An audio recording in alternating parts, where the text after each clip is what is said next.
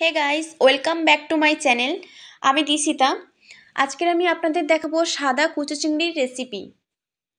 কুচো চিংড়ি প্রথমে আমি ভালো করে ধুয়ে নিয়েছি, তারপরে ফ্লেভারটা সুন্দর হওয়ার জন্য ঘি দিয়েছি।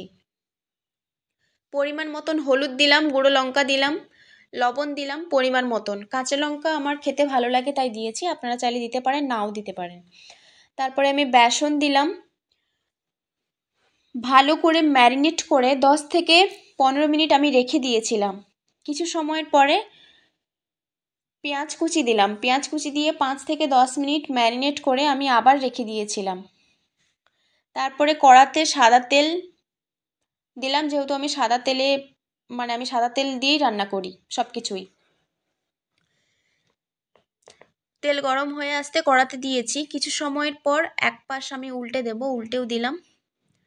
দেখুন একদম লাল লাল হয়ে আসছে, মজমজ করে তো ভাজতে হবে বলুন।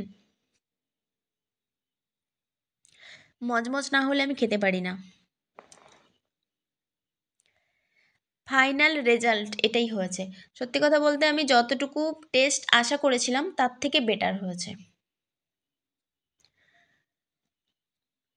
তারপরে আমি অফিস যাব বলে গাইস আমি সবজি কাটছিলাম। দেখুন আলু, পেঁয়াজ, উচ্ছে, কলা সব এক ধার দিয়ে কেটে ফেলেছি। তারপরে দেখলাম যে সময় নেই, কারণ আমাকে অফিস যেতে হবে। অফিস চলে গেলাম। অফিস থেকে ফেরার সময় আমি এই প্লেটগুলো আনতে যাবো বলে অনেক দিন ধরে যাবো বলে সময়ের অভাবে যাওয়া হয়নি, তাই আজকের গিয়ে নিয়ে এলাম। তারপরে আমার কুর্তির দোকানে কুর্তি ফিটিং করতে দেওয়া ছিল, এই কুর্তিটা দেখছিলাম বাট পছন্দ হয়নি তাই নিইনি। আসার সময় একটু মিষ্টি নিয়ে আনলাম।